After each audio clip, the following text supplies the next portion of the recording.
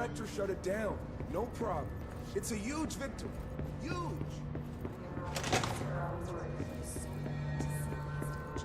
What are you talking about?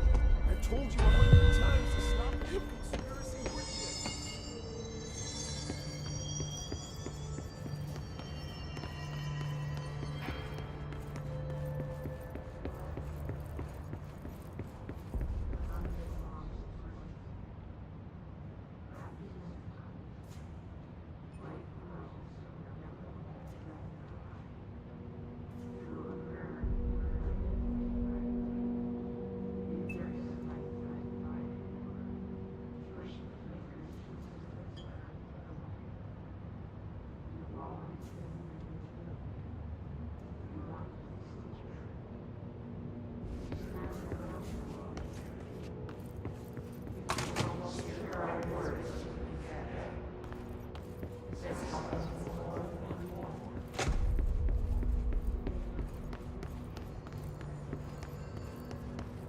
Director Faden did a fine job handling this, especially considering how new she is.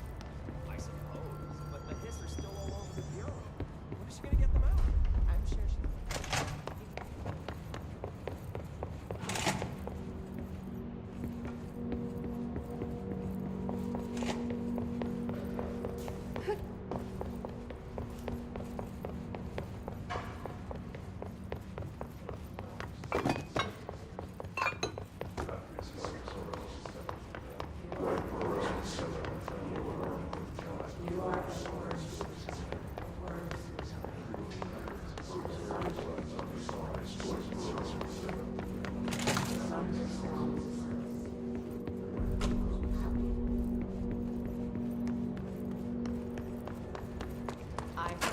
Hope is promoted.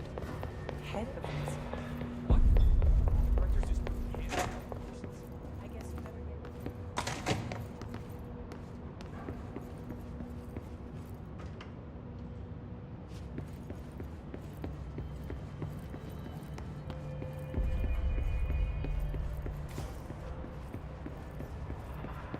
When do you think Marshall's coming back? It's not like her to be absent during a crisis. Marshall's as tough as they come. You don't need to worry about her. I hope you're right. There's no way this happened by accident. I'm telling you. The board arranged this to skip up hell direct. Darkness engulfed the elevator. Darkness engulfed the elevator. There was something there. A presence. Jesse Faden could hear it. A call. It was faint, reaching for her from a dark place. Faden was sensitive to visitations. She had them all the time. From her guiding star and the previous director. She was the perfect receiver. As if she'd been made for this. Faden paused to feel it. The force at play here. It was changing things around her, subtle, trying to make her act. Faden didn't like that. Her guide felt it too. Polaris didn't flare up in defense as with the Hiss. So it wasn't all bad. Not a hostile transmission. It was powerful, but it was coming from far away. And made weak because of the distance. It was a distress call. Faden sensed a drowning man. A man desperate to escape. She sensed something else too. A hunger in the dark.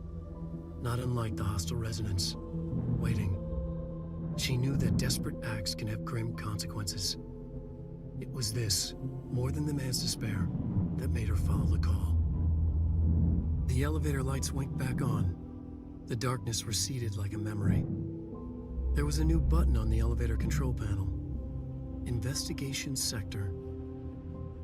Faden pressed the button. The elevator doors slid shut with practiced bravado.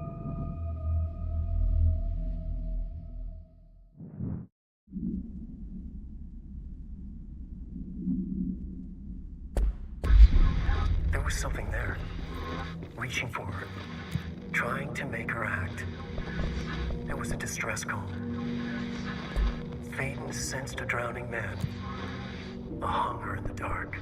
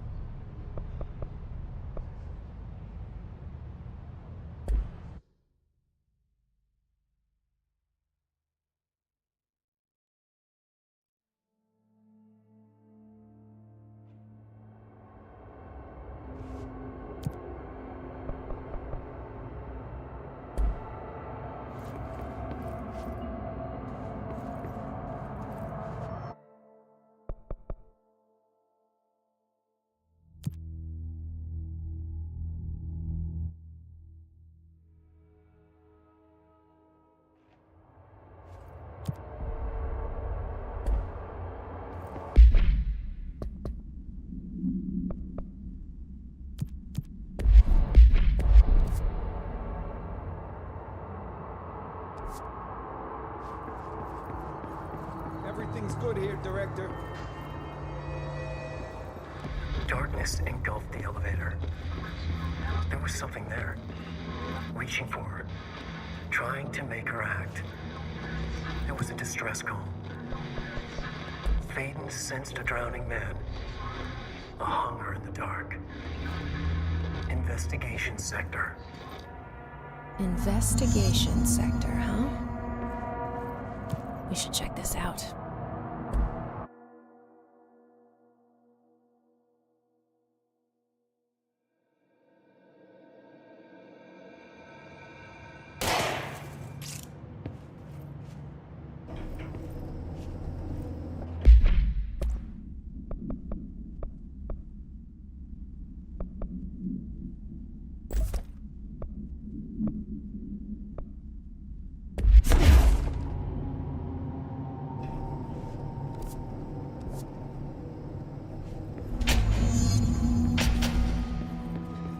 Hello? Anyone here? Guess not.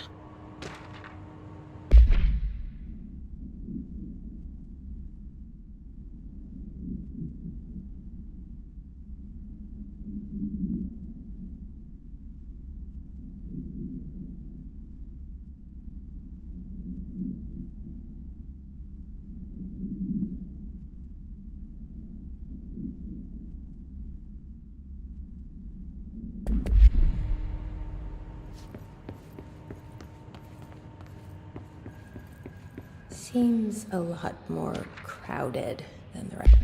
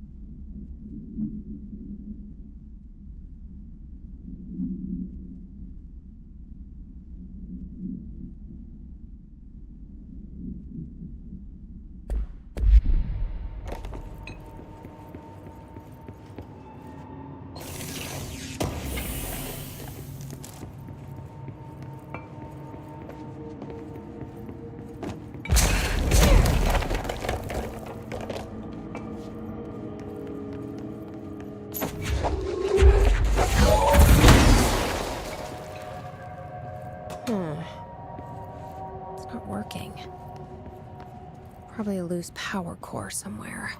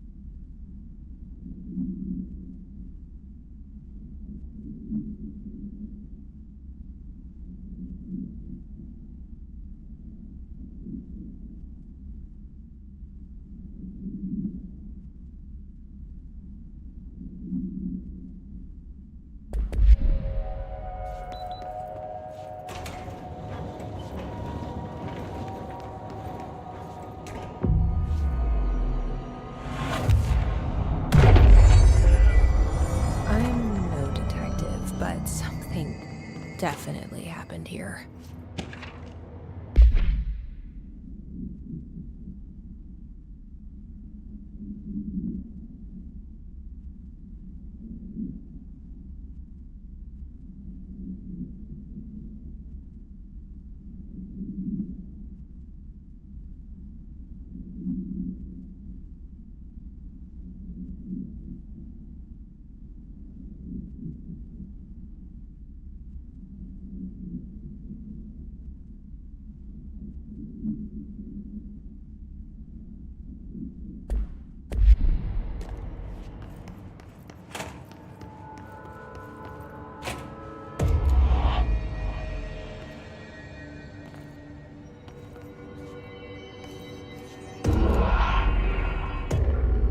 Do we know each other? This feels familiar. I can't seem to... I've forgotten it. I'm sorry. My name is Alan Wake.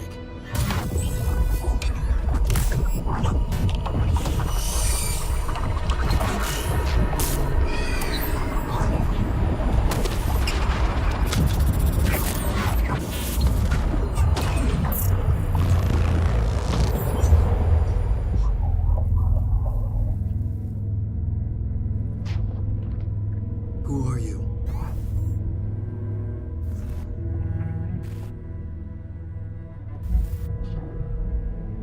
Who are you? Do I know you? I'm your friend Tom. Tom Zane. There's nothing to worry about. Tom. The poet. The diver. You look different. That was just a role. A character.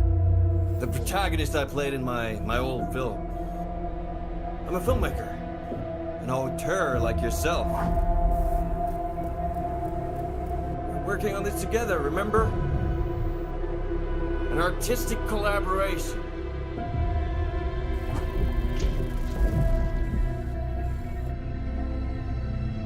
You need a drink.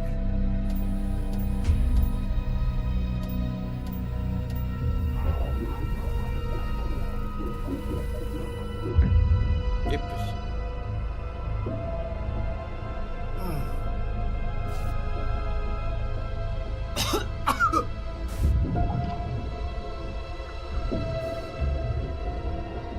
Endless darkness. Nothing holds still. We're very close now. You've been writing. You found a way to escape. It'll work this time. Riding. You found a way! No. I don't... Wait. There's something. It's my double. He's out there. I've seen him. Yeah. Nothing to worry about. I'm dealing with it. It's fine, my friend. Let me handle him. You've met him? What the hell? Now, come on. You misunderstand me.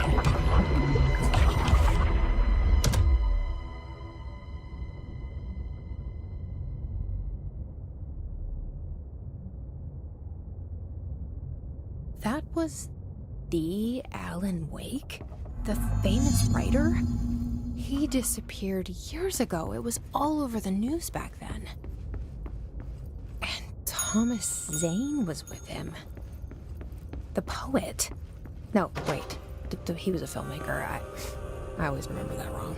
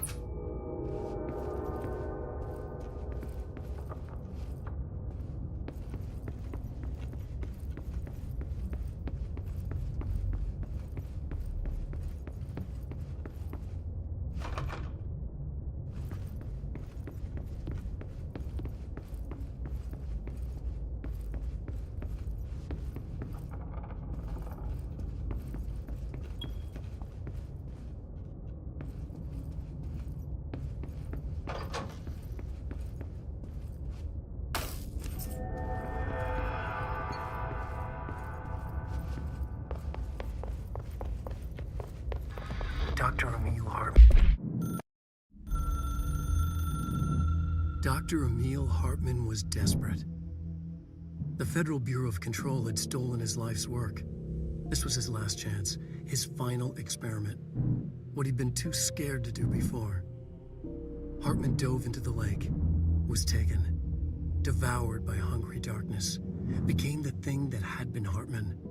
Only an echo of him remained, fragmented impulses on autoplay, violent, bloodthirsty darkness in the driver's seat. Emerging from the lake, the thing was captured by the FBC, brought in, contained, studied. The thing broke loose, killed everyone it could. The FBC fell back and sealed the sector. The thing was alone in the dark, lurking, roaming, waiting. Then something else came. Not darkness, but similar enough. A sound. A resonance. It shouldn't be a surprise. If there's one, why not another?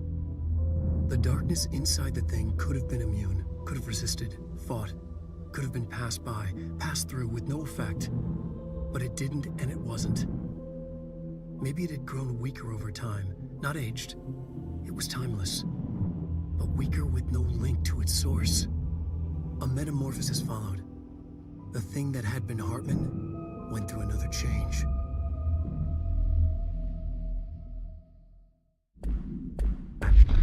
Devoured by hungry darkness, became the thing that had been Hartman. Broke loose, killed everyone it could.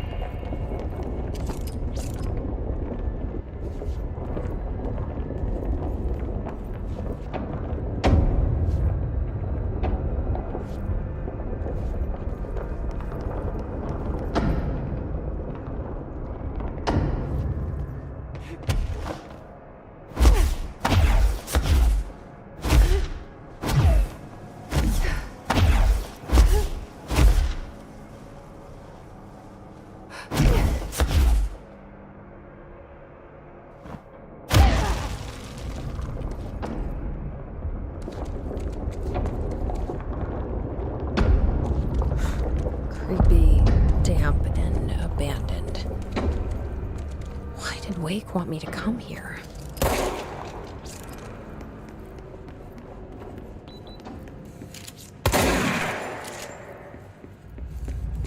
That doesn't look like a house shift.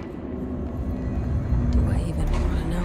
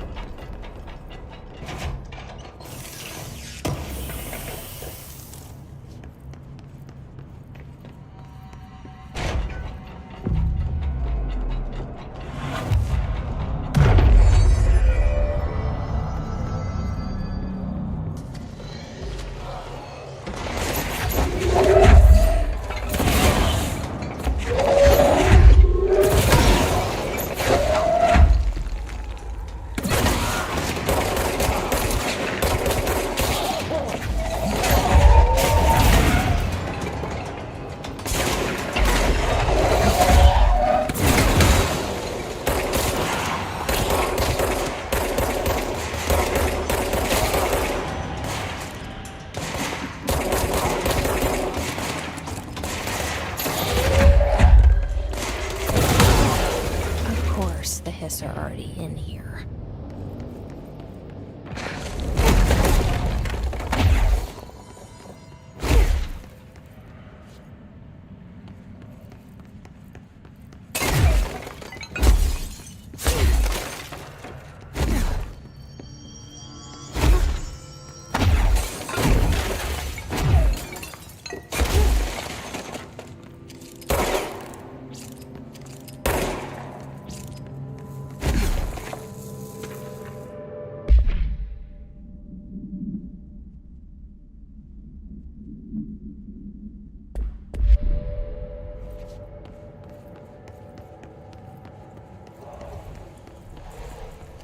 This darkness is blocking me, so now I have to deal with interdimensional noise and sentient shadows.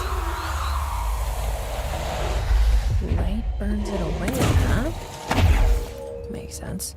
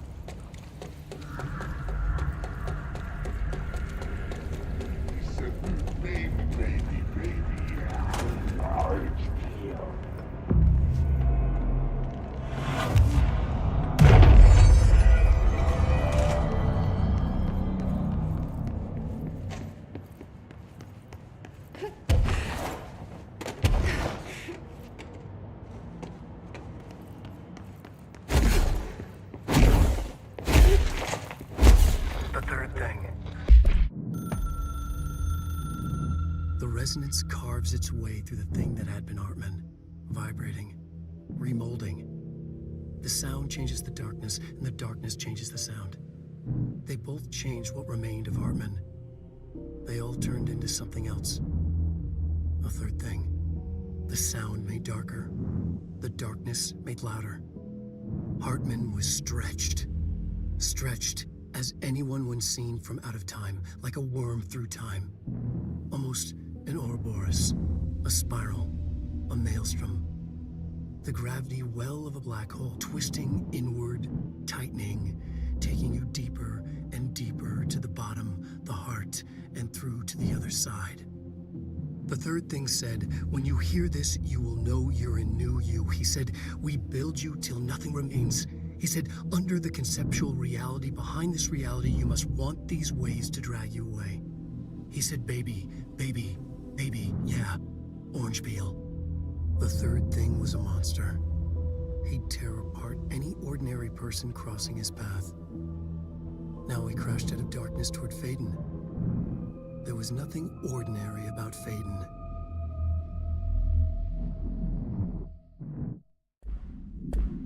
The sound made darker, the darkness made louder. Hartman was stretched, like a worm through time. The third thing was a monster. Now he crashed out of darkness toward Faden.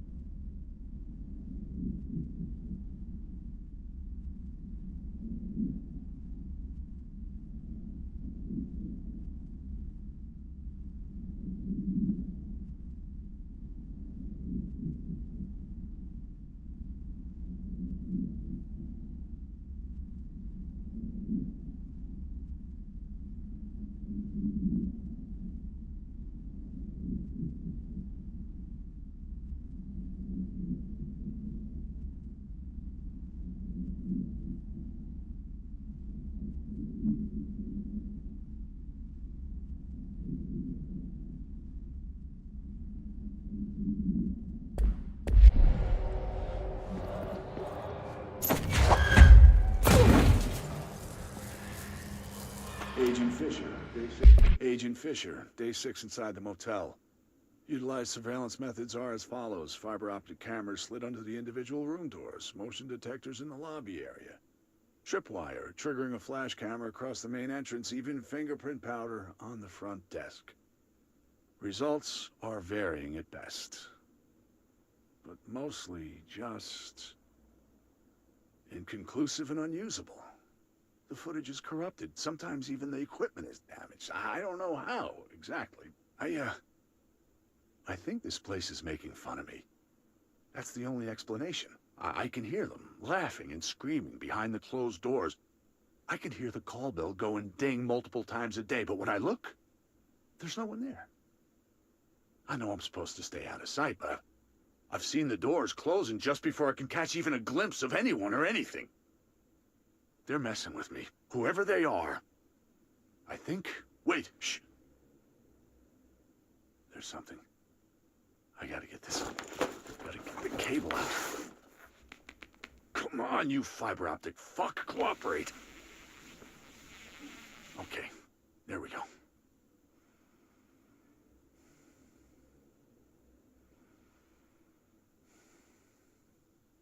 All right. That was faint, but I definitely heard movement coming from the hallway. I think I might have finally caught one. Ha! The recording better work this time, or I swear to God. What? Hello? Who's there?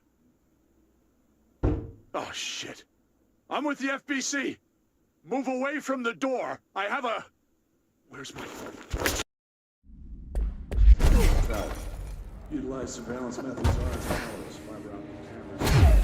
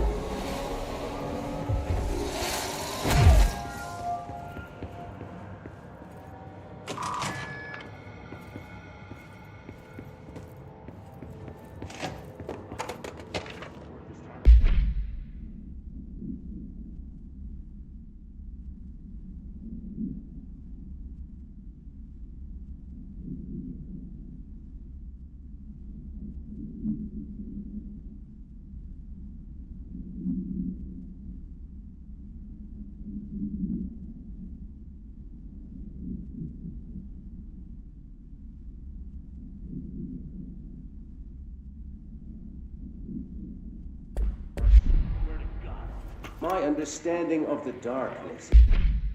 My understanding of the darkness is fragmented, incomplete. This abyss, this void, it very much does not wish to be understood. If light symbolizes knowledge, then it stands to reason that darkness would equate to ignorance. By its very nature, it abhors comprehension. Of course, my own nature drives me to comprehend all. We are opposing forces, destined to collide. And given this conflict of natures, we know that the light of truth will burn away the darkness, both figuratively and literally. Any significant light source can be used as protection, even weaponry against this metaphysical gloom. And then there are the artists. I know for a fact that Tom, Wake, the Anderson brothers, and Lane all had some involvement with the darkness. The question is whether their uncanny ability to affect reality through their art beckons the darkness, or did their work perhaps even create it? With Wake now secure in my lodge, I expect I shall grow closer to learning the answers to these questions. Assuming he cooperates, which is proving quite the challenge. Well, perseverance is the foundation of knowledge. Speaking of, I must be off on my rounds. It's fragmented. Who's there? Incomplete. This abyss. It very much does not wish to be. If light symbolizes knowledge, then it stands to reason that darkness would equate to ignorance. By its very nature, it abhors comprehension.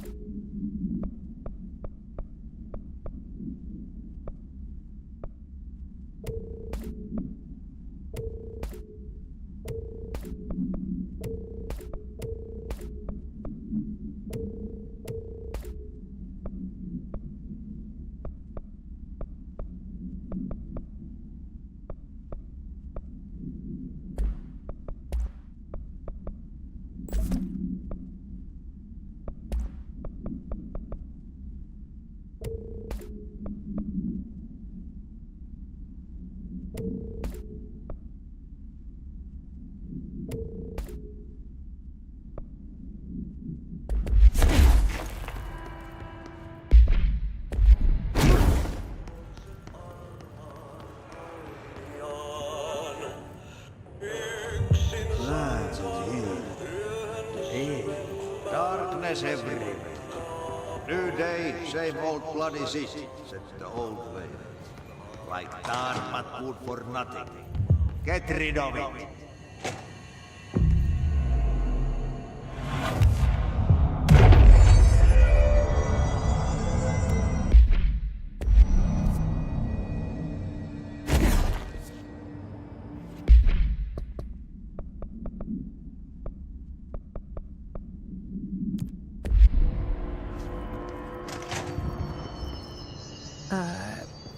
I don't feel right. Something in this darkness is draining me.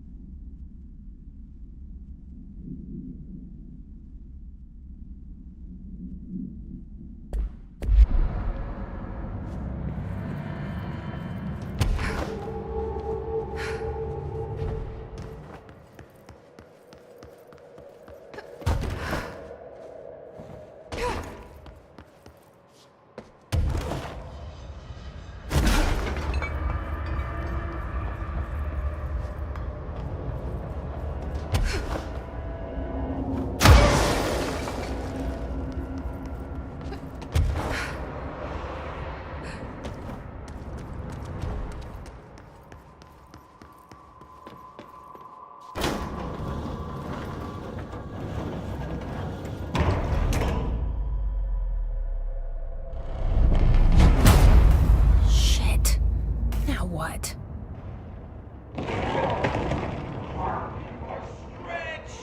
What is that? Devoured by ugly darkness. Come on, elevator, time to go! Dr. Emil Hartman was desperate. Fuck!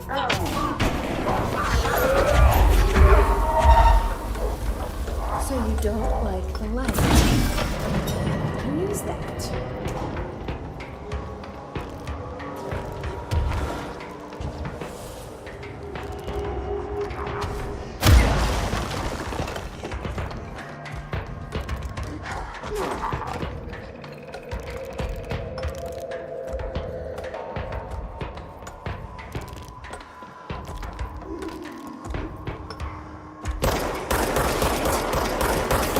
Touches it.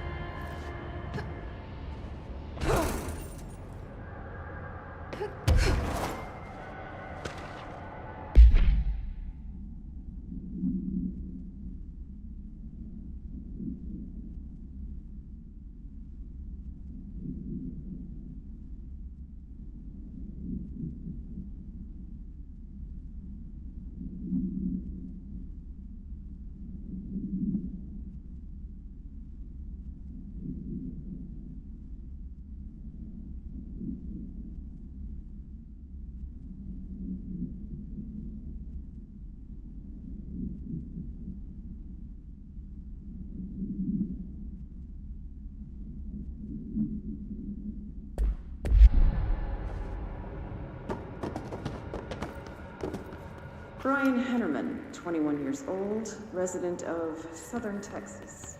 I'm sorry, ma'am, but I really don't understand why I'm here. You know what you did, Mr. Hennerman. I do? Tell me about Delivery Disaster. The movie? I mean, it wasn't very good. That's not what your review said, but we'll come back to that. Tell me where you got the movie from. Movie night, with a K, not an N, not night like nighttime, but... Who contacted you? Who told you to review that film? No one. I just did it because it looked obscure. I didn't even like the movie. I shouldn't have given such a high score, but reviewing obscure films makes you look smart. And I thought if I looked smart, I would get listeners. My podcast would take off and I could move out of my parents' basement and maybe even go to college and get a film degree like I've always wanted to. I swear. I swear, I swear, I swear. Okay, the kid doesn't know shit. I'm ending the session.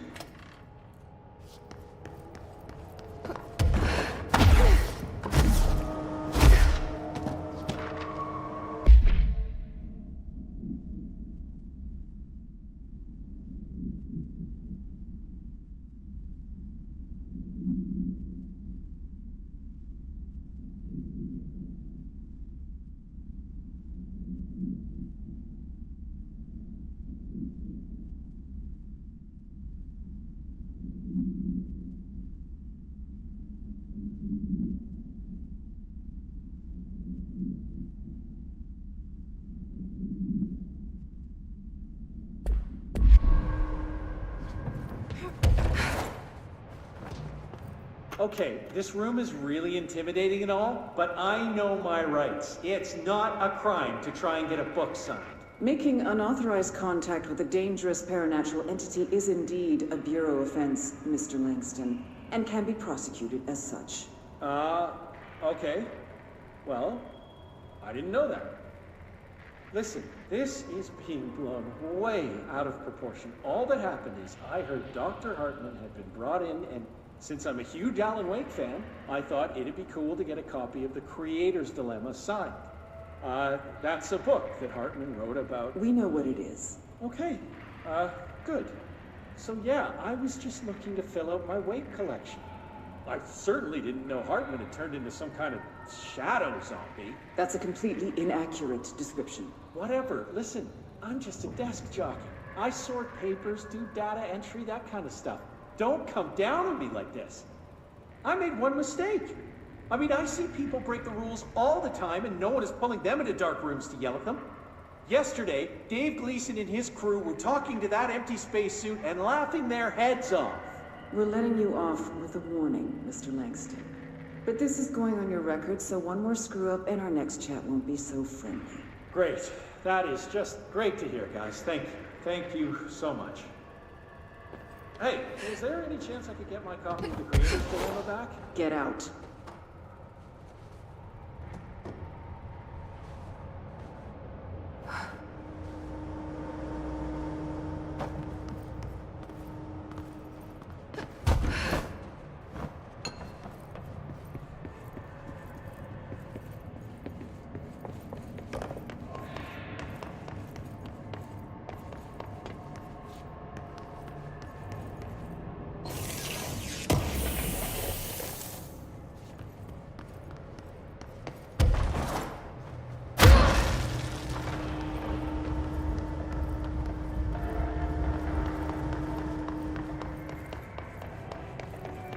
Arcade machines.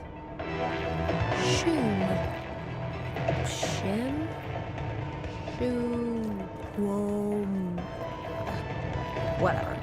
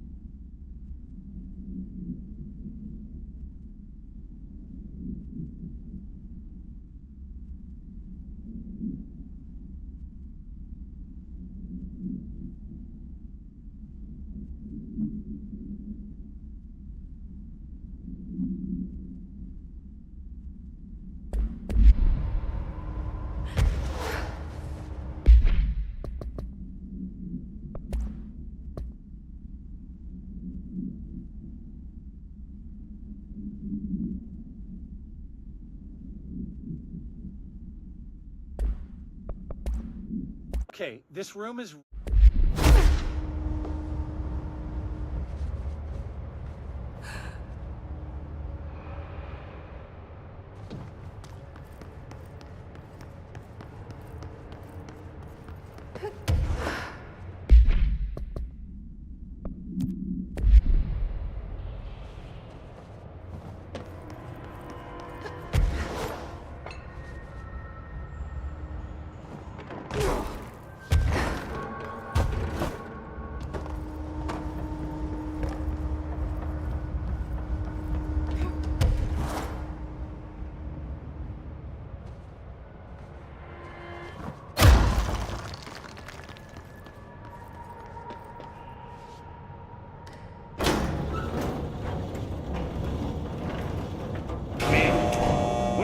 Investigations. Jesus, don't scare me like that, Winston. If you're talking right now, I can't hear you. It's a one-way system. Try to find an intercom.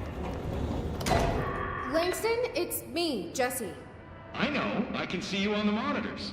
The cameras in there haven't worked since we sealed that sector off a couple years back. Let me guess. You sealed it because of the monster guy. Wait, did you see Dr. Hartman? Jesus, I really wish you hadn't opened that firebreak. Okay, listen, you need to find Hartman and kill him before he gets out into the Bureau. That thing is a person? He was a person. We brought him here to study after he was, altered in an AWE. I forget the medical word for what happened, but now light physically hurts him. Do you have a flashlight? No. A lantern? Headlamp? Oh yeah, flare gun. Oh, Christmas lights. You could wrap them around your... I don't have any of those, Langston. Shit. Okay, well, I'm sure you'll think of something. I'll keep an eye on you from the Panopticon. This is kind of exciting, right? Maybe from where you're standing. Right, okay. Well, break a leg. Oh, why did I say that? Okay, this Hartman thing can't have gotten very far. Let's go flush him out. Langston was right. This is kind of exciting.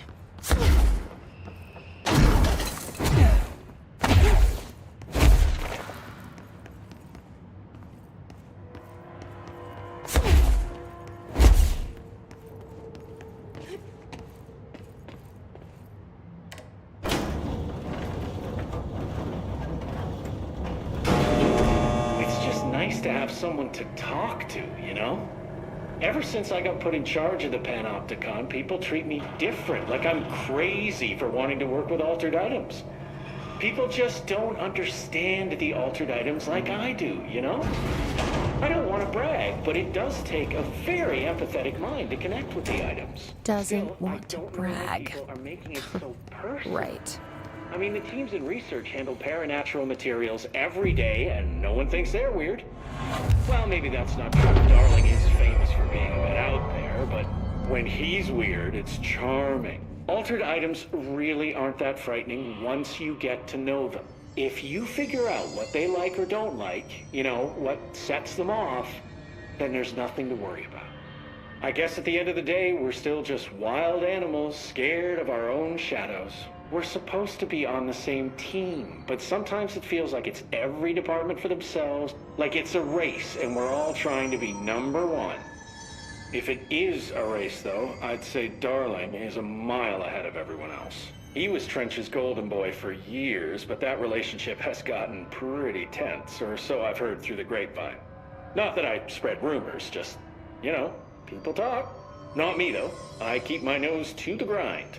Too much work to do to focus on those kinds of things. I need to stay focused so I can get my work done and get home to feed Alfred. He's just gonna talk forever. Can't always make it home for mealtime, so I have my neighbor check in on Alfred at 7 o'clock if I'm not back yet. She's very nice. Her name is Maria. She's older. She came to New York in the 50s to attend school and has been here ever since. She has a couple of kids. I met them at Thanksgiving. Big family. Very nice people. Anyway, she has a key to my apartment, and she gives Alfred his dinner if I'm not home. I'm gonna have to buy her a nice fruit arrangement as a thank you after this. I'm missing a lot of Alfred's meal times. She's probably gonna have to go to the store for more wet food. I'll have to remember to pay her back. Hold on, let me make a note. Pay back Maria for Alfred's food. Okay. Oh, one more thing. And buy her a fruit arrangement. All right, done. Are you a cat person? I don't think I ever asked. You seem like one, though. You'd like Alfred. He's very proper. Really carries himself well, you know? I named him after my favorite poet. Felt like a good fit. I got Alfred just before Sylvia died when I was at the... You know, I don't really remember where I got Alfred from. But, boy, those two did not get along. Oh, no. Sylvia thought she owned the place. Didn't like me getting in her way, scratched me more than once when I was just trying to move her food bowl. That cat was a real asshole. Wow. I'm realizing now that That's language was kinda not harsh. entirely, professional. You see, Sylvia didn't tolerate most people, or animals, or anything. And that's what I meant when I said asshole. I would never use that word about a person. It was just, hey, there's a light flashing on the console here. I got to, check this out. I'll get back to you later. Real smooth, Langston.